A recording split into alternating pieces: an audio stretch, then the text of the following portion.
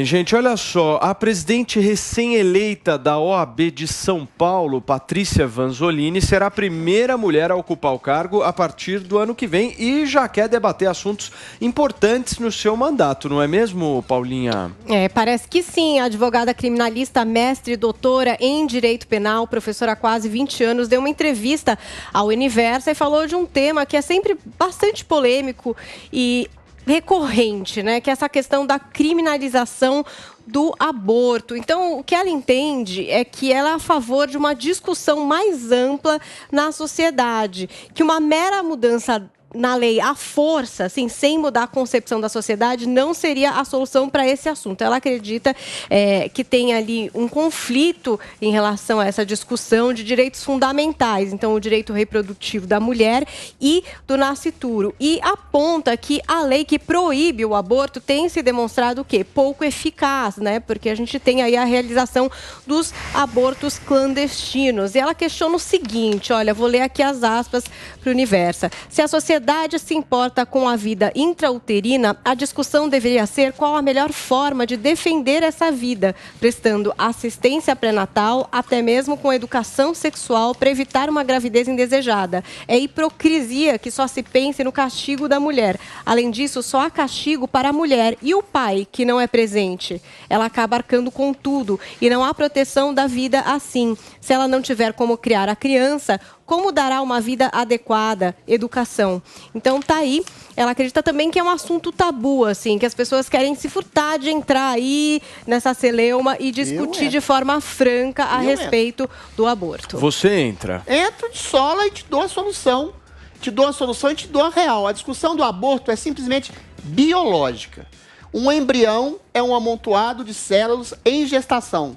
Um feto que chega a se formar durante 2 ou 3 meses de gravidez, tem cabeça, tronco e membros, e aquilo que se chama em ciência de sem-ciência. Um princípio de consciência, já sente afeto, já sente a dor, já é uma pessoa frágil. É uma pessoa, um estado de vida muito frágil. Tá, uma pessoa com paralisia cerebral também é um estado de vida muito embrionário, muito frágil. Você vai matar uma pessoa que tem problemas. Ou seja, você matar um feto é um assassinato de uma pessoa. Não é só uma questão de saúde pública, é uma questão de valorização da vida para além da religião.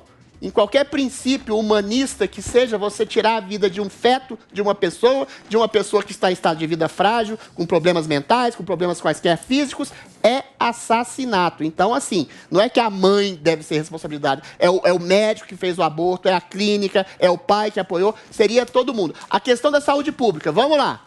Por que dá tanta ênfase à questão do aborto no Brasil?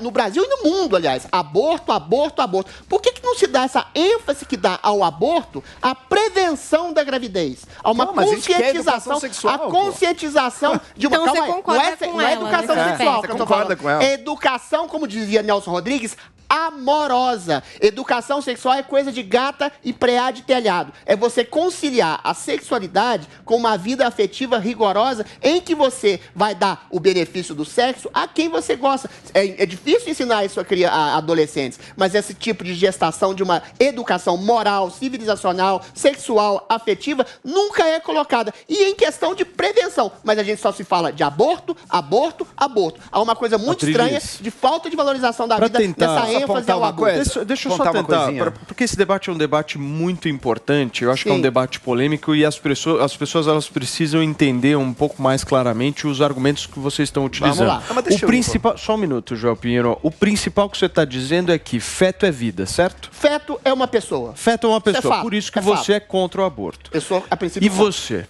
O Adrilles tentou defender uma posição que ele julga conservadora aqui, que ele botou ponto por ponto. Não, mas digamos, poderia chamar de conservadora. Mas na prática, a posição que o Adrilles defendeu, ela está anos-luz mais progressista do que é a lei e do que é o debate público brasileiro hoje em dia. Você falou, e eu concordo com você, nos primeiros primeiro mês, uns 2, 3 meses, é um embrião. É óbvio que você não está matando uma vida humana ao tirar aquele ali. Princípio de vida. A lei brasileira, não. A lei brasileira é a partir do primeiro dia, está terminantemente proibido, exceto ali nos casos de exceção que a gente conhece. Então, se a nossa lei se movesse nessa direção, uma direção razoável de dizer, olha, não é do 9 mil no feto de 9 meses nascendo ali, não. nos primeiros 3 meses, sei lá, entre 2 e 3 meses, qual seja aí o número de semanas que a biologia nos mostre que você está realmente tirando um ser que não tem nenhum princípio de sensação. Você já estaria dando um avanço numa direção muito grande, de enormes consequências para a vida de milhões de mulheres. Segundo ponto, prevenção. O aborto, ele é o último recurso quando toda uma cadeia anterior não deu certo. Por que não se Que é a discussão de educação sexual, por exemplo, em escolas com jovens e adolescentes. A gravidez adolescente é um problema social brasileiro. É o acesso a métodos contraceptivos facilitados para as pessoas, junto com a informação de como usar corretamente. Todos esses debates que a gente está dizendo, tanto da idade do feto, quanto da educação sexual, da disponibilização de contracepção, infelizmente, no nosso país, são todos boicotados em nome de uma visão assim, mas, Joel, que não dá para chamar de conservadora, é uma visão que, de um reacionarismo, Joel, a questão que se cega a si mesmo.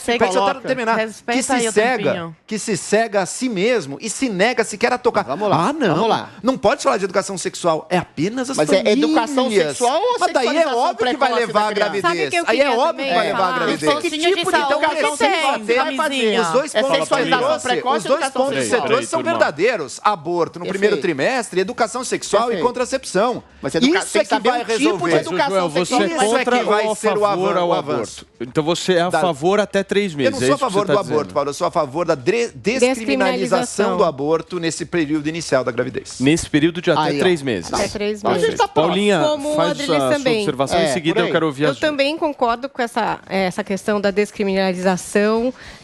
Eu, particularmente, até já contei essa história aqui no programa. Mas do feto ou do embrião, só para deixar claro? Até os 3 meses. Tá. Do que você quer chamar de embrião, que eu, por exemplo, quando estive grávida, que eu acho que é na melhor das situações, no momento em que eu quis, com dinheiro, com meu marido, tudo certo, desejando, desde o primeiro dia, para mim, era o meu filho. Então, assim, eu sei que isso... Você pode falar, hipocrisia, então na sua casa não, mas para o brasileiro sim. Mas é que o meu caso é muito específico, de todas as variantes dando certo. O que não é o caso de uma pessoa que busca realizar um procedimento, por exemplo, de aborto nos primeiros meses. E eu já...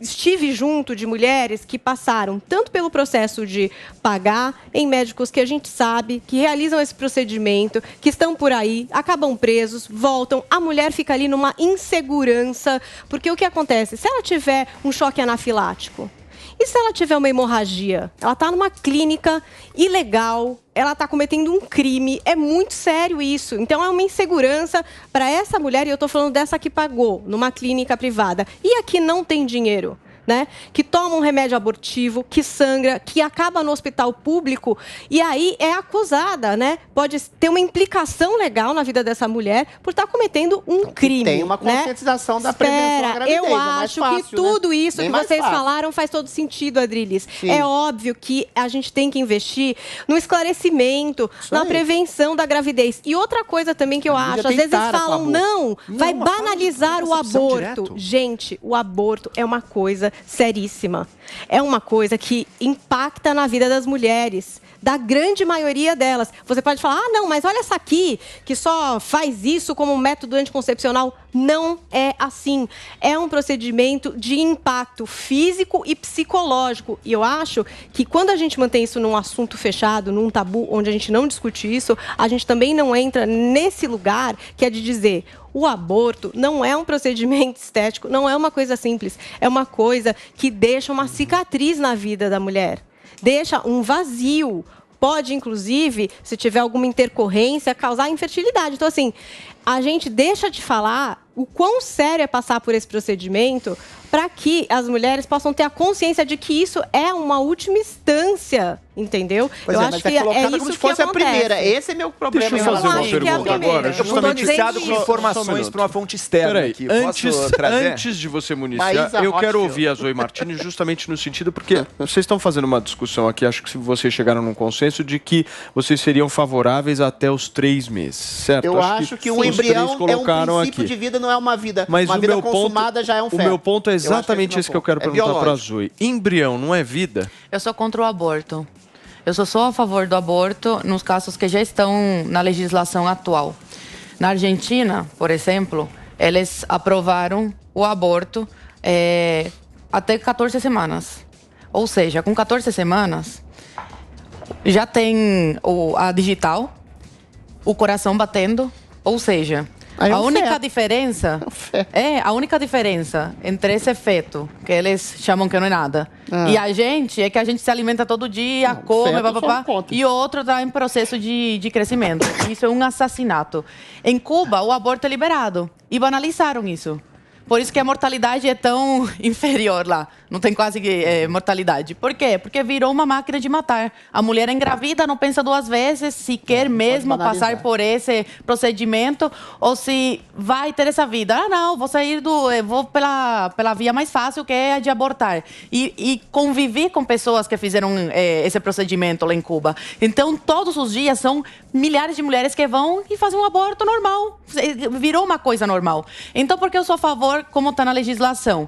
Em caso de estupro, a mulher... Eu não faria.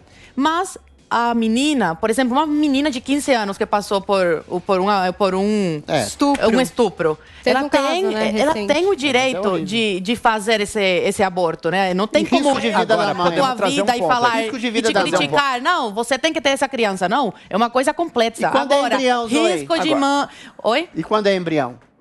Ela considera que é desde o primeiro dia, ela está dizendo. Se a pessoa considera que realmente até o embrião é uma vida humana igualzinho a qualquer um de nós, ela vai ter que ser contra o aborto, inclusive no caso de estupro, né? Porque não é porque você foi estuprado que te dá o direito de tirar uma vida humana. Esse é uma coisa. A coisa não é tão simples. Esse é que é o dilema moral. Agora deixa eu trazer alguns dados aqui que eu acho importante. Tem outro lado. Tem que decidir, claro. Pois é, mas eu concordo, isso eu concordo plenamente, Zoe. As concepções sobre o que é aquele embrião ali vão variar de pessoa para pessoa. Por isso é a própria pessoa, a própria mulher, que vai decidir no caso dela o que vai valer. Liberando geral, banaliza. Agora, alguns dados de saúde pública que são importantes nisso. No Brasil, todo ano, são cerca de 15 mil mulheres internadas como consequência de abortos clandestinos mal sucedidos. Dessas, 5 mil vão ter complicações graves. Então, são 15 mil gastando 4 dias de internação em média, 5 mil vão ter consequências graves, algumas centenas vão vir a falecer. Isso é uma indústria de morte e sofrimento de milhares de mulheres todos os anos. Não precisava ser assim. Mas não deveria ser assim. Precisa de mais educação, precisa de prevenção, precisa de educação para prevenir, precisa de acesso a contraceptivos facilitado para que as mulheres não engravidem de forma indesejada. E precisa, quando chega no caso último, quando chega no caso último, o caso da mulher que toma essa decisão, muitas vezes desesperada e sempre sofrida da decisão do aborto, nesse caso, não precisaria resultar em mortes das mães, não precisaria resultar em tantas internações e em tanto sofrimento. Tem que ter acompanhamento psicológico quando ela engravida, para o médico conversar com ela, o psicólogo, para ela avaliar se realmente ela quer fazer esse procedimento, porque às vezes no pavor do momento, no desespero, a mulher acaba tomando uma decisão que não quer. E o movimento feminista, muitas dessas feministas, a primeira coisa que é, vamos, eu te acompanho lá na clínica. Tem um relato de amigas minhas feministas, de grupos feministas que se afastaram desse movimento por causa disso. Mas porque ao invés das meninas... de direita também que fica botando, é um bebê, é um bebê. Falarem, olha, calma, tem propaganda dos dois lados. Já vai e fala, existem dois lados. Tem propaganda dos dois lados. Tem muito conservador que fala, não, é o seu bebezinho, é o seu bebezinho. Existem dois lados dessa história. Um lado importante é justamente essas mulheres que sofrem, enfim, que tiveram essa gravidez indesejada. Um outro lado que eu acho que a gente precisa tomar cuidado como sociedade é uma certa banalização da gravidez. É o que acontece. Essa banalização da gravidez, a gente enxergar o aborto, ponto que eu queria chegar. A gente enxergar o aborto como uma forma de resolução de problemas, esse é o ponto da distinção do que eu acho em relação ao Joel. Tá bom, você quer fazer uma educação sexual, mas uma educação sexual que unicamente se coloque como prevenção à gravidez, ou seja, dá anticonceptivo, dá pílula do dia seguinte, dá pílula abortiva, falar desse tipo de coisa, aí eu sou contra. A educação sexual que não se coadune a uma educação afetiva e moral, ela simplesmente transforma as crianças, os adolescentes, em máquinas sexuais que vão responder a seus instintos sem a construção de de uma moral afetiva maior. O segundo ponto, vocês colocaram um dilema ético muito interessante aqui. Aonde a legislação permite o aborto? No caso de estupro e de risco de vida à mãe. Continua sendo, infelizmente, continua sendo assassinato de uma vida, quando é o caso de um feto, a meu ver. Agora, quando você tem a possibilidade de uma mãe que pode escolher entre a sua vida e a do seu filho, é um drama trágico, é um drama extremamente doloroso, mas eu acho que aí sim é uma questão de consciência da mãe e do Muito estupro da mesma forma que para fechar, eu acho que a gente também deveria pensar um pouco nisso que a Patrícia Vanzolini traz, que é a responsabilidade do pai. Nenhuma mãe gesta um filho sem a participação de uma outra pessoa. Mas e a gente nunca, Paulinho. discute isso. Mas quer dizer, você quer obrigar essa mãe a ter esse filho sozinha. E o Estado que não vai ajudar ela em nenhum momento.